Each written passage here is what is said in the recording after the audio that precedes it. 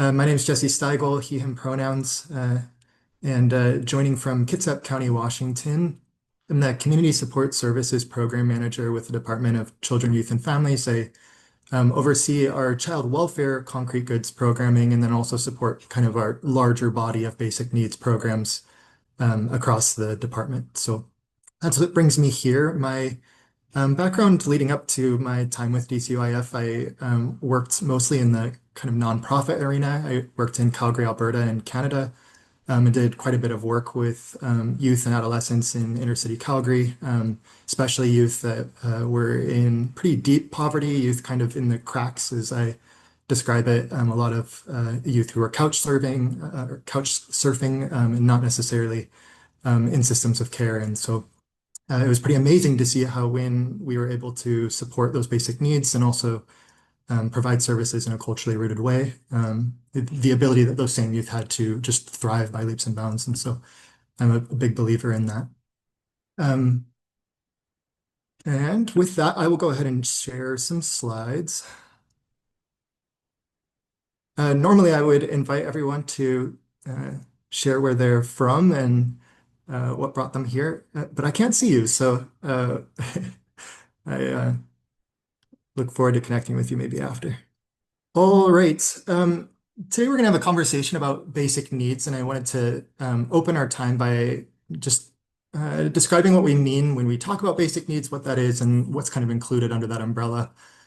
When different organizations or agencies talk about basic needs, usually what they're referring to is kind of the essential fundamental goods and resources that all families need to sustain daily living. And we recognize and acknowledge that access to basic needs is something that's foundational for families to flourish and for kids to thrive. And agencies and organizations have kind of different models and approaches to basic needs and what they might include under that umbrella, but it usually includes things like some of what's listed here, housing and furniture, access to safety items and safety supplies, things like food and groceries, utilities, communication device to call someone in case of an emergency, access to healthcare and childcare, transportation to be able to get to important services, just different elements and resources that are needed for daily life. The reason why we're talking about basic needs today in the context of child welfare is that think many of us have either been in a situation or worked with someone who's in a situation where they've been, one meal, 1 month's rent, one utility away from either a crisis or from an opportunity to really change circumstances for themselves and their family. And when one of these things isn't met, or when one of these basic needs is in jeopardy, it can often force some really difficult, impossible choices for families. Either resulting in a lot of toxic stress and overwhelm, feeling like there are no options on the table, or impossible choices like choosing between food this month or choosing between an important health appointment. Things that really have no positive outcome and force families into some pretty desperate situations. And we see that there's a clear link between those kinds of circumstances and the risk of families for child welfare involvement, and the likelihood that maltreatment will occur when basic needs aren't met for families. And so that's the context that we come in today's conversation with. Material hardship, when one of those basic needs is not met, is among the strongest predictors of child welfare involvement, more than almost any other predictor or risk factor for child welfare involvement. This includes things like income losses, cumulative material hardship that keeps stacking, and housing hardships. They're among the most reliable predictors of child maltreatment. Low-income families that experience at least one type of material hardship are 3 times more likely to receive a neglect investigation and 4 times more likely to receive a physical abuse investigation. And when families experience multiple types of hardships, such as inability to pay their rent or their mortgage, or they needed to go to medical care, but they couldn't go, that is actually shown to increase the risk of abuse or neglect by 4 times and 7 times, respectively. So, very, very significant predictive correlation between material hardship and child welfare involvement. We'll show these slides after today's presentation so that people have access to the links that are embedded in today's presentation. Um, you can also reach out to me if you're having trouble finding a link or connecting to a link, and I'm happy to share that out. But one of the resources that I've dropped in here as well is just some research that Shape and Hall put together that really, really outlines in detail the relationship between child welfare involvement and material hardship. So if you'd like to explore that in depth, feel free to check out that link. There's tons and tons of information there about the relationship between state policies and child welfare involvement, the relationship between improvements in concrete goods and child welfare involvement, and more like that. So that's included there. Inversely, we also know that concrete support in times of need is a well-evidenced child welfare protective factor. So things like childcare, housing supports, providing affordable healthcare, and flexible funds for concrete needs all have demonstrated positive reductions in child welfare involvement. We have study after study that's demonstrated this. We see that at a micro level, providing goods to families on a family by family basis. We also see that at a macro level, that policies that change the minimum wage in a state impact child welfare involvement. Policies that increase or decrease the access to temporary assistance for needy families program has a direct impact on child welfare involvement. Um, in addition to that, we also know that services that offer concrete supports are more effective than those same services without concrete supports. So specifically in-home services in child welfare, when we offer families a home-based service, families who receive a home-based service with concrete supports are 17% less likely to experience a subsequent child maltreatment report than families who receive that exact same service without any of those supports. So supporting basic needs and threading that into a service approach, services that might support parent education or services that might support family mental health, that when those families incorporate a basic needs approach into their service model, that's demonstrated additional effectiveness and bolsters the effectiveness of those programs. Lastly, I want to also just think it's so important to continue having a conversation about the relationship between disproportionality for families of color in child welfare and also the disproportionate experience of BIPOC families experiencing economic hardship across the nation and also in Washington state. We know that maltreatment risk is more than 5 times higher nationally for children and families with low socioeconomic status. And in Washington, the University of Washington has done some really, really strong research and produces this year after year after year that shows the rates of income inadequacy across different races and ethnicity. And we've seen that in our state, Black, Indigenous, and Latinx families are about twice as likely to fall below the Washington self-sufficiency standard for having enough income to meet basic needs. And so there's a disproportionality in the experience of poverty in our state that's directly linked to the maltreatment disproportionality that we see within our DCYF's child welfare system as well. In addition to that, though, while poverty and material hardship is disproportionately experienced by families of color, we know that families, regardless of race or ethnicity, when they are experiencing extreme rates of poverty, poverty rates above 15%, that all families experience similar maltreatment rates. And that white families experience these maltreatment rates at similar levels or even higher than Black and Hispanic or Latinx families when it's controlled for racial poverty.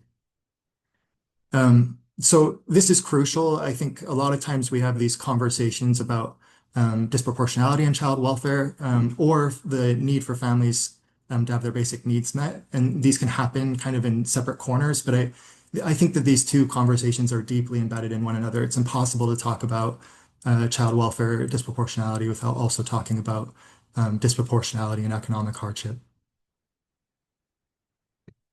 When we zoom in and look at this in the state of Washington, we've pulled some research together from the Department of Social and Health Services, DSHS, They produce a 5-year report that compiles data over the last 5 years about different risk factors in Washington state locales. And when they talk about a locale, each one of these dots is a school district or a cluster of school districts that adds up to at least 20,000 people. So school district communities across the state of Washington represented here. And we look at the relationship between the rates of CPS victims, findings of abuse or neglect that we see in those locales, and the relationship between CPS victims and the financial neediness of communities measured by the number of children that are recipients of temporary assistance for needy family programs. So a proxy for poverty among communities. And we see a direct, very, very statistically strong linear relationship between the financial neediness of communities in Washington state and the rates of CPS victims. It's true across the board. It's true. This is a 5-year average. So it's not just changing year to year, it's consistent. And this relationship is really crucial for us to look at as we think about interventions to support families and where abuse and neglect is occurring. We can drill down to this and see that at DCYF, it's 4.4 times more likely for us to receive a referral that results in a finding of abuse or neglect from communities with high rates of children in financially needy households than communities with low rates of financial need. And we can pinpoint even those locales, those communities that have our highest rates of financial neediness measured by child recipients of TANF. And among our top 10 locales with the highest financial need, 7 are also our locales within the top 10 highest CPS victim rates. You'll see that there on the right. Inversely, when we look at low financial need of Washington's top 10 locales with the lowest child TANF enrollment, 9 are also represented in the top 10 lowest CPS victim rates, communities like Mercer Island, Bainbridge Island, and other communities with higher rates of income stability. And so this is important, not, I think, to target specific communities, but to show that, again, that relationship between financial need and the relationship that that has with child welfare involvement, and the importance of evaluating that when we think about where services are needed, where families need additional support, and where we may need to stand up additional systems to support these families. I'm going to shift from there, from kind of the research that supports the conversation of concrete goods to now talking about some of the different ways that we support basic needs in the child welfare continuum. And that involves basic needs supports in a few different ways. So I wanted to start with a conversation about concrete goods and child welfare programming. So when I talk about child welfare programs, this includes programs like Child Protective Services, CPS FAR, Family Assessment Response, Family Voluntary Services, Family Reconciliation Services, Child Family Welfare Services, Extended Foster Care.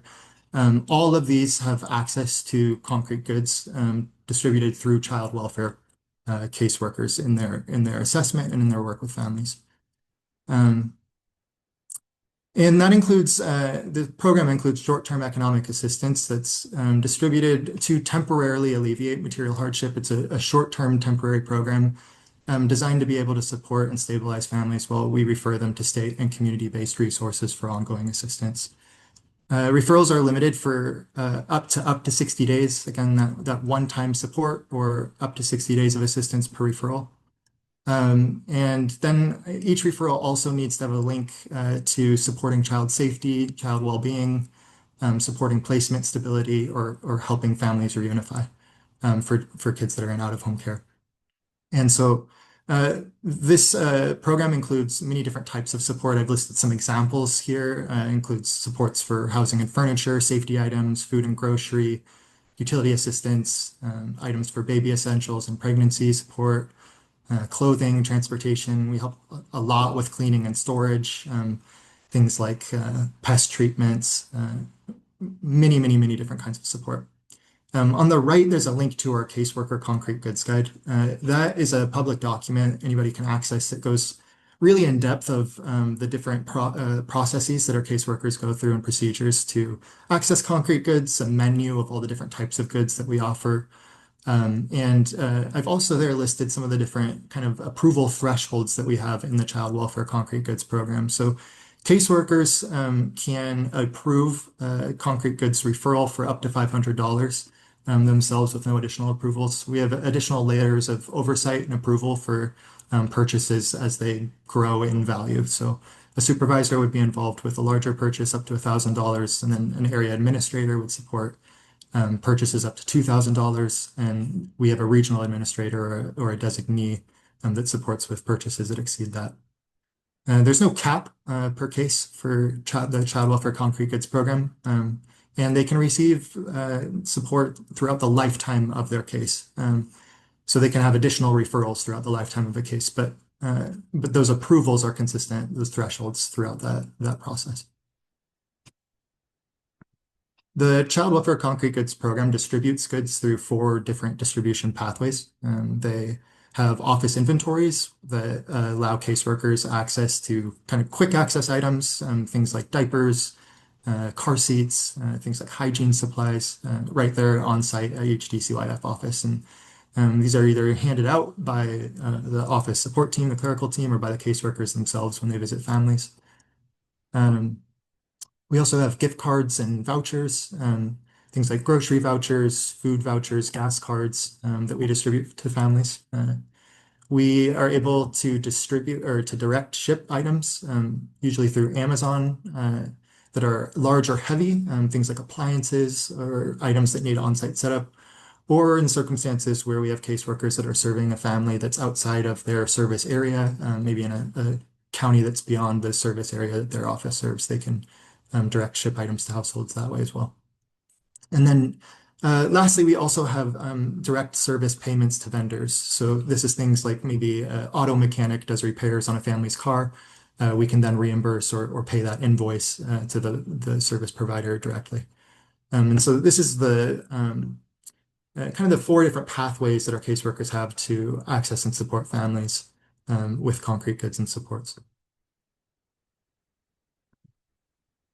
In addition to concrete goods that are distributed by child welfare caseworkers, we also have concrete goods that are distributed through in-home service providers. And when I talk about in-home services, I'm talking about a menu of contracted services that are listed below.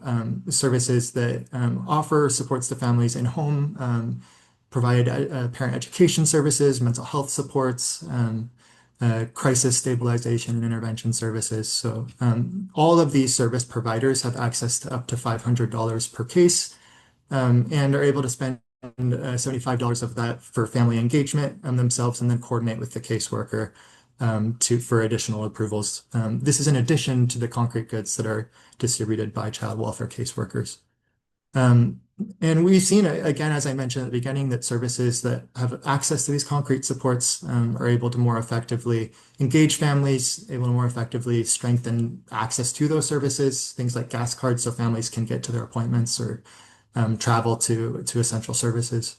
And then it also proves to support child safety, well-being, and permanency outcome through our service delivery.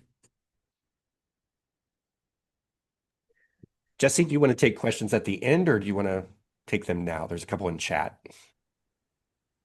Oh, we'll Do you want to maybe wait? open the floodgates, but let's take a couple. Why not? Okay, I'll read them. It seems like we have issues in our area with caseworker, oftentimes told by supervisor, being able to provide our parents with concrete goods. Our parents consistently receive gas cards, but other concrete goods seem to be very hard to acquire. It seems to be a caseworker by caseworker issue. I know of one in our area that consistently gets his caseload what they need. The others will hardly take any requests for concrete goods seriously. Any tips on how I can direct a parent to frame the request to their worker to have the best chance of acquiring the things they need? Yeah, that's a great question. And a concern that we hear, we've also done a lot of work, I think, to try and support and address that, but it still happens. Um, One of the things that we're doing right now is rolling out a lot of training. We've been rolling out trainings across every region, every office. Probably the most important thing I can offer is a list of our regional concrete goods leads that I'll provide at the end of this training. And that's somebody who is a regional concrete goods lead who can work with you or work with a family directly to address a gap in basic needs that might be impacting a family's ability to support child safety, well-being, or permanency, right? That's what we want to advocate for. We get a lot of those requests to our regional leads. Hey, we're struggling to get this type of concrete good, or we've asked for this, it was declined, and we're really concerned. Or we like to put our heads together and kind of have a consultation and be creative about different ways we can support this family. Those regional leads are a huge support, and I'll share those and would encourage you to reach out to them if you have a concern for a family. In addition to that, though, for families themselves, concrete goods requests again have to be linked to that child safety, well-being, placement stability, or reunification need. And so, if you can tie the need to one of those aspects, that's going to frame a service referral to be most successful in an office. But again, if you're experiencing that gap, reach out to one of our regional leads for support, and they can help advocate. You. One more. What is the process if we are being told? I think that you kind of answered this already, but what is the process if we are being told that the resources you are speaking about are not available or things that the department helps with? Yeah, reach out to one of our regional leads. Okay. Yeah, if you're experiencing one of those barriers, they're a really compassionate group of leads, and they'll work with you. So I would encourage you to reach out. Okay. Thanks. Thanks. Um, so far we've talked about concrete goods in child welfare and the child welfare continuum for child welfare involved families. I also want to share about concrete goods that we distribute to low-income families for families who are not child welfare involved. So this is community-based prevention. In the last fiscal year, state fiscal year 2024, we contracted with 87 different organizations to provide 1.9 million in concrete goods to about 60,000 families across the state. And these are families that are not child welfare involved, but were indicated as low income through programming across these different organizations and eligible for support through that programming. And so various organizations, programs like early learning programs, family resource centers, food banks, social service organizations were able to purchase and distribute those concrete goods to families that way. And below, we've done this, had this funding now for 3 years, and I've shared kind of the aggregate amount of goods and services and how those are distributed across all 3 fiscal years. And so, again, a huge emphasis on diapers and baby supplies. I think a lot of our contracts have an emphasis on early learning programs and home visiting programs, especially that are supporting infants and toddlers. And so, a lot of our focus has gone there, a lot with hygiene supplies. In addition to that, grocery cards, gas and transportation, clothes, school supplies comes up a lot. And so this has been a great intervention or a great support to communities. We've received a lot of positive feedback on this. We're looking forward to doing this in the next 2 fiscal years as well. We have the funding to support that work moving forward. So wanted to share that.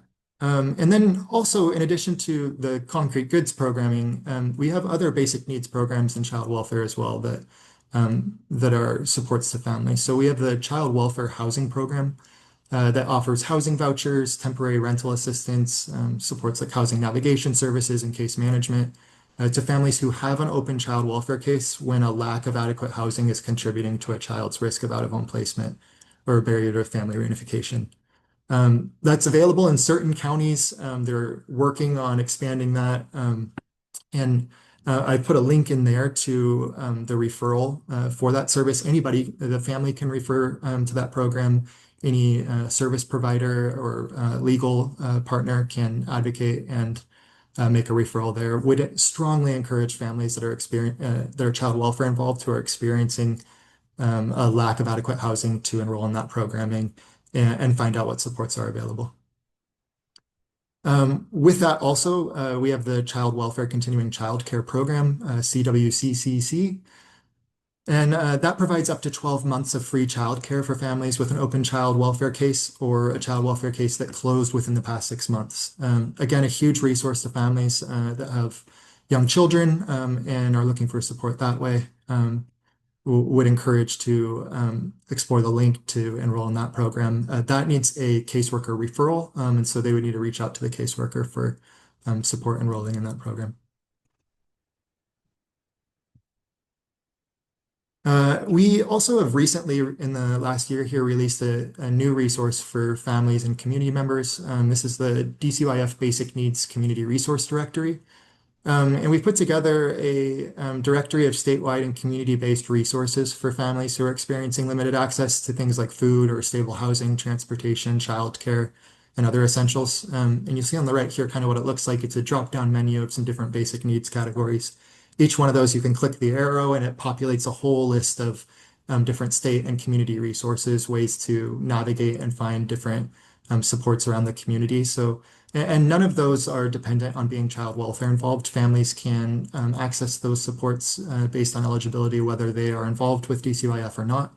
And so strongly encourage families to explore those resources for service partners to explore those resources when families are looking for support outside of what child welfare can offer. I've listed a couple popular examples: Help Me Grow Washington, Childcare Aware of Washington, Washington Connection, all really common resources that we refer families to often, and partner with in order to support families beyond what DCYF can offer. As I share this, I also just want to recognize and acknowledge we're in a very weird time of funding with state cuts, federal cuts, and then the landscape of these community resources is evolving and changing by the day. We're doing our best to keep this updated and recognize that like we may have to partner together and explore different options and navigate different resources that are on the table in order to kind of puzzle together the constellation of resources that families need. So invite partnership in that. If you have a resource that's not listed here and want to share that out, email me and I would love to learn how we can include that. Additional supports that I've listed here, my contact information is there, as well as Alex Jobs. She is the Family Preservation Services Program Manager. So if you have any questions about in-home services, those contracted in-home service providers and concrete goods that are available her there, she's the contact for that. As mentioned previously, I also shared the DCYF Regional Concrete Goods Leads contacts. So Google DCYF region map if you're curious about what region you're in, and you can find the regional information there. And then with that, within each region, you can find your concrete goods lead. If all else fails, reach out to me or reach out to one of the leads and they'll point you in the right direction. Again, great partners that are available to support you. I've also included the contact information for the Child Welfare Housing Program for those who are interested in a referral for that, as well as the email. Oh, that's the same address. Well, it's linked previously in the continuing childcare link that's included there. So that's what I brought to share today. I'm going to maybe stop screen sharing and then answer some questions. And again, just really invite creative thinking about ways that we can build out the umbrella of services that we offer to families, maybe areas where you're needing some additional support or where there's gaps, and ways that we can collaborate. We've got a number of questions. You ready, Jesse? Okay. Fire away. Is this program for the foster parents, the child, or the child's parents, or for all three groups? Yeah, it's a great question. So I'm assuming that question is directed at the child welfare concrete goods. And for concrete goods that are distributed through child welfare programs, we have kind of two tiers. And it'll show that in that concrete goods guide when you click it. There's concrete goods that are available to families that are pre and out of home dependency, so without a child that's in care, and then also for licensed kinship care or licensed caregivers. And we have some limited supports for licensed caregivers as well. They receive a separate pool of funding, monthly support payments, and so we have kind of more limited options that we offer in terms of concrete goods to support those situations. But primarily, those concrete goods are for children and also for caregivers who are still in home or who to support reunification and to support the family members. It can be for adults and it can be for children as well. One of my families was told they could get dressers, and now they are being told now they are being told by DCYF they cannot, even though promised for the past 3 weeks. So Yeah, I'd reach out to the regional lead on regional that coordinator. if you're experiencing a barrier. Furniture supplies is something that's eligible under the concrete goods program. So if that need is linked again to a safety concern or a child well-being concern or the ability to reunify and support a family that way, I'd articulate that to the regional lead and ask for support. We've had a couple requests for clothing vouchers rejected for families that were CPS involved, but not yet court involved. Are there different processes for concrete goods assistance for dependency and non-dependent cases, non-dependency cases? Yeah, the clothing vouchers has kind of a specific process, different milestones that trigger the issue of a clothing voucher. There's a lot of details to that. I'd encourage going to that concrete goods guide and looking through kind of the different steps of clothing vouchers. We can offer clothing supports, though, also sometimes in the form of gift cards and supports that way, or again, links to different community-based resources for clothing support. So yes, we do have different clothing options. Check out that concrete goods guide once we share out the slides. I don't have a chat to drop it in, or I'd share it that way too. So um, yeah, we can support clothing vouchers that way. And I'll put all the links and stuff like that too in the description when it goes up on YouTube, so folks have access to it that way as well. So, Awesome. um, do we still have housing vouchers in Region 1? I'm going to encourage you to reach out to that child welfare housing program. I don't oversee the child welfare housing program specifically and the housing vouchers that fall under those contracted providers they partner with. So would encourage you to email that DCYF housing email address and they can follow up with you to talk about where housing vouchers are available. Will this presentation cover what concrete goods are available for kinship caregivers when there is placement of a child with relatives to support the caregiver's needs, or are they all supports for biological parents to support reunification? Does it matter if it's an informal placement of the child with just an open CPS case versus formal placement with a possible dependency? Thinking through that last bit of that question, that Yeah. part two. I think I touched on this a little bit previously. There are concrete goods that are available on a little more limited basis for children that are placed with a kinship caregiver, a licensed caregiver, or who's receiving, who's in an initial placement and receiving, both receive that monthly stipend, that monthly support payment for caregivers with somebody who's in a kinship placement. And so we do have those supports there. For caregivers who are unlicensed and who do not have access to those monthly support payments, that again, initial tier of concrete supports is available to them. Okay. Both kind of levels are listed with the different stipulations of that within that concrete goods guide. Would that include voluntary placement agreements as well? Um, I would have to look into the specifics of a Okay. voluntary placement agreement. I'm not sure I know exactly right now. If they're not receiving a support payment, my assumption is that they would be available or they would be able to access those concrete goods. Okay. But I can follow up on that. That'd be great. I have been told that FUP vouchers are no longer available for families due to budgetary concerns. Budgetary concerns are often the response when asking for concrete goods or housing assistance. How do we combat that? Yeah, what I can say is that the child welfare concrete goods program has not been impacted by budget cuts in the current legislative session. So if you're hearing that, our budget situation for concrete goods specifically is the same. And so there was a lot of concern about that. There was kind of a window of time where we had a lot of uncertainty about what was going to happen, and there were a lot of concerns at that point. We've since shared and communicated out that budget's remained the same for the time being. So um, that's the start there. I would reach out to one of those leads again if you're hearing that budget cuts aren't available. That's different for the FUP vouchers though, and different for housing supports. I can't speak on behalf of the exact amount of vouchers that are available in certain communities. That may have been impacted by funding. So dcyf.housing email address would reach out there. That sounds like the topic for another one of these kinds of conversations. We'll bring that for like It's a next very month or something. popular topic. I get Yes. it. Can we get the link to the referral to the housing support and the counties to where the housing assistance is being offered? We'll work on that. Can we get access to the slides? Yes. We have had several cases where housing was a huge barrier to a family being able to reunify, but the department has not been willing to provide housing support unless or until housing is the only barrier. Are there specific guidelines for when caseworkers should refer for housing support, or is it by caseworker discretion? Um, We have a guidance for, so there's a couple layers to this. We have situations where we have a family that may be in jeopardy of experiencing homelessness or currently experiencing homelessness, or can't reunify because of homelessness.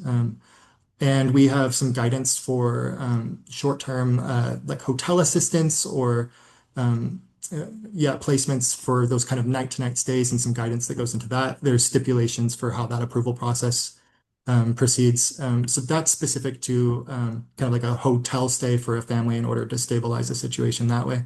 That's not, I want to emphasize, that's not a hotel stay for a child that's in out-of-home care. It's not what we're referring to. We're talking about supporting reunification for families and supporting short-term housing in that way. Then we also have supports for like rent, supports for utilities, housing supports that way. In most cases, it's that it needs to be a barrier to reunification or a barrier that is contributing to risk of out-of-home placement, not the barrier. And because again, we know those things tie together, they connect to each other. When you are at risk of losing your housing, that impacts the concerns across a whole arena. So um, yeah, I would encourage again, reach out for support. Let's find out how we can connect um, to support those needs. Great. So when you say no cap for any case for basic needs referrals, it's all subject to limited funding, right? The regions have a regional budget for what they can spend regionally, but case by case, there's no like case cap of you can only spend $1,000 for this family. So there's pros and cons to that. Some people are advocates of we want $700 for every single family that's child welfare referred. Other people want the ability to flexibly be able to respond to the needs of a family that has higher needs than maybe a family that has lower ones. And so that's the approach we've taken at this time. Um, yeah, but there is a regional budget that they monitor. They'll send out guidance if they need to cut back on funding. But at this point, and also in the previous year, we didn't have that instruction. So yeah. Can we get this PowerPoint? Where did you say you could find our region lead? That's going to be in the PowerPoint. Does this program also count for trial return home status? It does, yeah. Has this been a mandatory training for line social workers and supervisors? Yeah, so I can talk about kind of the different layers of training. We have a foundations of practice office hours training that we did summer of last year on concrete goods. That was recorded and is now available on our website for all of our staff. We this summer also did an additional concrete goods training for all of our office support staff and clerical and administrative staff, and so they received a concrete goods training this summer. Each of our regional leads has a calendar and they do where they track all staff trainings that they do on concrete goods with each region and at a regional level, and then also with each office at an office level to provide support there. And so they do at least one training in each office annually. And then lastly, I've concrete goods leads this summer start the process of pulling a roster of all new workers on a quarterly basis so that new staff who have not received a concrete goods training can be brought into an initial conversation and shown these different resources and be made aware. So Fantastic. that's the kind of process that's been evolving. Fantastic. We have observed a dramatic reduction in the willingness of caseworkers and supervisors to approve concrete goods relative last year and earlier due to budget, despite no change in formal concrete goods policies, including arbitrary limits such as $25 or $50 limits on gas cards, regardless of the quantity of the need. Just another Yeah, statement. I'm curious if that will change now as we're out of the budget season. I get that there was a lot of concern and a lot of like question. We did not know how concrete goods would be impacted. And that was a frustrating and difficult time for a lot of staff and a lot of community-based providers who are trying to access basic needs support for families. I hear that. We continue to relay out communication about what's available to offer those trainings. If you're seeing a barrier or not being able to access basic needs in the way that you need to, again, I just reach out to those leads. The only way we can support is when we know, and they're able to support those different cases on a regional basis. So there is unlimited funding for concrete goods. There's not unlimited funding for concrete goods. We do have a budget. We spend, to my knowledge, about 2 million annually on child welfare concrete goods specifically, approximately per region. And that's again monitored on a regional basis. So not unlimited funds, but there's no case cap on a per family basis. Is there specific written guidance for the short-term hotel assistance to bridge to reunification? Is it available to be distributed? That document, there is a specific document at this point. It's not a public document. I can look into having that document, something that's publicly available, if there's interest. Yeah. Are there any concrete goods grants currently available for family resource centers? We benefited from strengthening families locally the past 3 years. However, the grant cycle has ended and have not heard any updates about future funding. Yeah, I think around September is when they look at the next round of funding. So you should hear shortly about kind of the opportunity for that in the upcoming fiscal year, 2 fiscal years, I believe. So stay tuned for that. In addition to that, we are doing some work right now about exploring opportunities to partner with family resource centers and community action agencies to support child welfare involved families. The funding that was referred to there has been specifically for low income families outside of the child welfare umbrella. We are doing some work right now to explore contract opportunities for child welfare involved families. So more to come on that. Stay tuned. It's something that we have prioritized for the next fiscal year. And then finally, what is there unlimited funding for? Don't know that there's unlimited funding for anything. Yeah, we have budgets for all of our programming, all of our basic needs programs that were listed today and referenced today. Not unlimited funding. Again, we just no case cap for child welfare family cases, but it is something that's monitored and approved again on a case by case basis. Well, Jesse, that is the end of the Q&A questions that we have available. Um, I think, yep, they're all answered. I really appreciate you taking the time to spend with us to kind of go over this program. I always learn something from you each time that you'd make a presentation, and I hope this was useful for our other guests as well. Um, yeah, send me. And for all of you participating, I will compile like a mailing list and I will, as soon as I get the stuff from Jesse, I will email that out to you. This will also be available on the WACAP or yeah, the Washington Association of Child Advocate Programs YouTube channel, as well as the courts at the AOC UW or sorry, old people, but the AOC FYJP program website as well. So that'll be there as well. So Thank you thank you. all. I know there's a ton of expertise in this room, so please reach out if you would like to discuss more about opportunities to partner together or to improve programming. Would love to connect with you. All right. Thank you so much. Thank you. Have a great afternoon, everyone.